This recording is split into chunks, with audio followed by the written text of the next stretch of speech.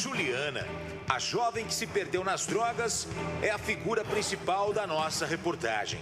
O crack a levou para a rua. A Cracolândia de Cubatão virou a casa dela por anos.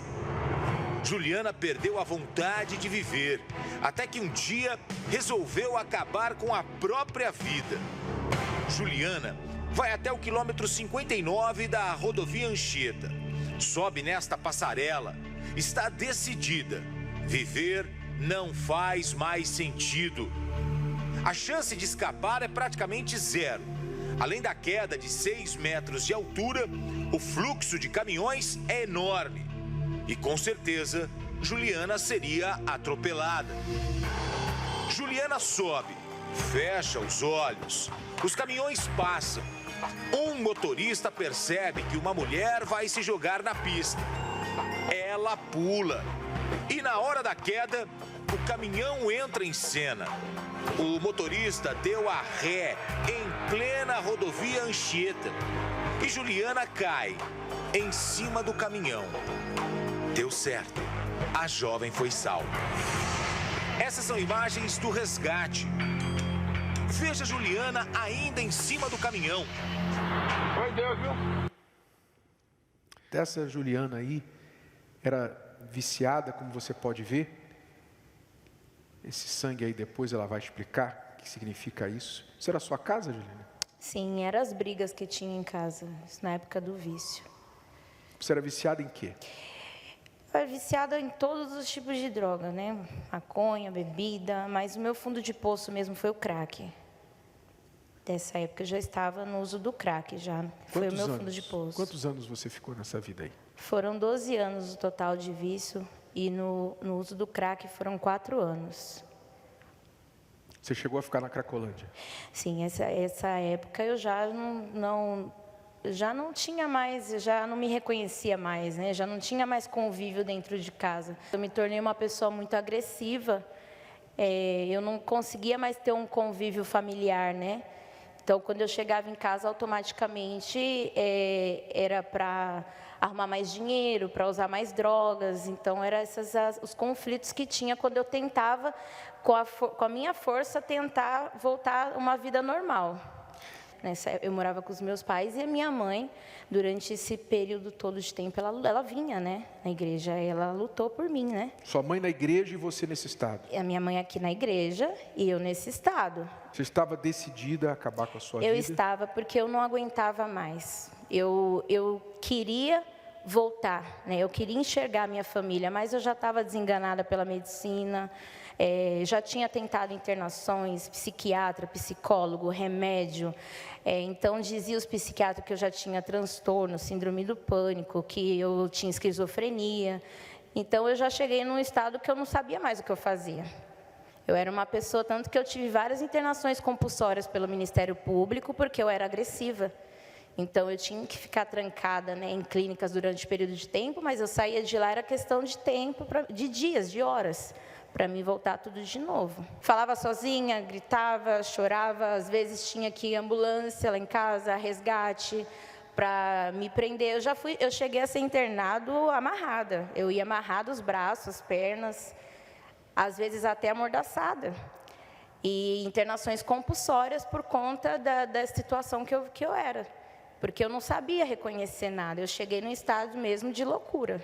Aquele sangue que a gente viu ali em fotos era o quê? Foi eu tentando entrar em casa, quebrando os vidros ali, eu me rasguei toda. Nesse dia, na porta de casa, deu ambulância, deu polícia, deu tudo. O seu fim realmente ia ser um manicômio ou um cemitério? Com certeza, bispo.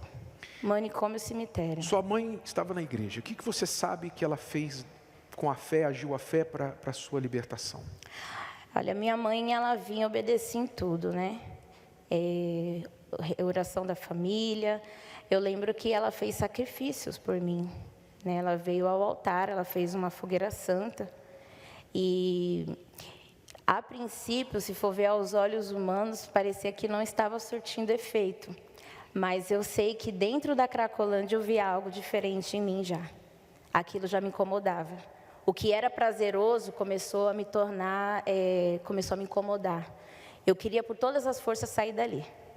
Então eu comecei a tentar Só que eu não entendi o que estava acontecendo comigo. Então, nesse desespero, eu tentei me matar.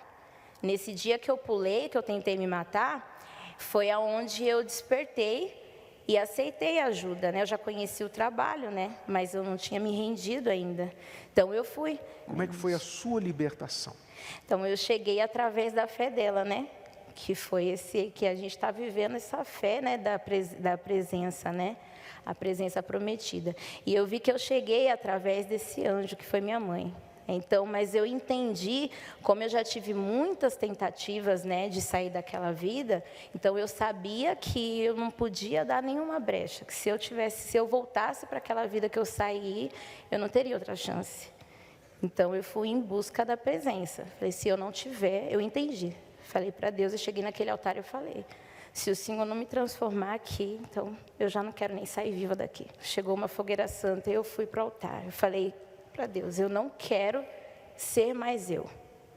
Eu lembro que eu tive que aprender tudo de novo. Tive que aprender, até a comer eu tive que aprender de novo, porque eu já não sabia mais nem como vivia.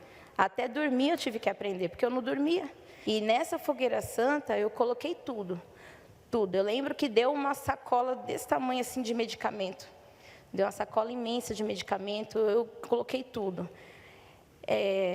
Tive que me despojar de tudo que eu achava que eu sabia, para mim poder começar de novo, como se eu estivesse nascendo. Eu já era acostumada a sacrificar, só que no altar errado. Então, aquela força que eu colocava ali, eu coloquei no altar. Eu gerei o meu sacrifício humanitário, que é o financeiro, e coloquei tudo que eu achava que eu era, o meu sacrifício pessoal. Passei a mudar as minhas atitudes, me desliguei de tudo que eu tinha, me desprendi de contatos, pessoas, lugares, ambientes. Então, eu sacrifiquei tudo, tudo, e me entreguei naquele altar. Tudo que vinha do altar, eu me alimentava daquilo, tudo, tudo, tudo. Cada detalhe eu colocava em prática. Então, aí eu recebi, né? Eu tive o meu encontro com Deus, eu recebi o Espírito Santo. E foi algo que, aquela dor, porque eu lembrava, eu sentia aquela dor quando eu me lembrava do que eu passei, tudo aquilo sumiu. Hoje eu vejo, né, as fotos, eu sei do que eu passei, eu consigo contar até alguns detalhes, mas eu não sinto aquela dor. Deus ali me confirmou que Ele era comigo. E que eu jamais estaria sozinha. Então, tinha o medo. Aquele medo de eu voltar, de eu ter uma recaída, de eu não poder ver, não passou. De lá para cá, Deus foi restituindo, né? Deus foi restituindo. E eu vi que eu já tinha presença. Então, eu fui em busca da terra prometida, né? Eu comecei a me envolver na obra, no ganho de almas. Isso me fez muito bem. Me entreguei. Falei, agora é a hora de eu lutar por uma família, né? Então, eu fiz a terapia do amor e acessei o aplicativo, né, da terapia. Foi aonde que eu conheci o meu esposo, no aplicativo da terapia do amor. O bispo, a história dela é bem parecida com a minha. Eu também fui viciado, eu também fui... eu cheguei no fundo do poço também. Eu vim conhecer ela em Santos, ela estava em Santos, e eu lá em Toledo, no Paraná. Eu vim através da Caminhada do Amor, nós se conhecemos, aí passou 3 meses, nós marcamos o noivado, noivamos e casamos dia 7 de abril. Deste ano? Esse senhor. Vida refeita, né, Juliana? Vida refeita em todos os sentidos, bispo. Deus deu a direção, hoje a gente tem a nossa empresa, né? Ah, é? Sim, nós temos a nossa empresa. Tem o próprio negócio agora, trabalham juntos, são sócios. Sim, senhor, no ramo de comunicação visual. Você recebeu a presença de Deus e agora conquistando a terra prometida. Exatamente. As bênçãos prometidas para você. É verdade, bispo. Tá ligado? Deus abençoe vocês muito mais.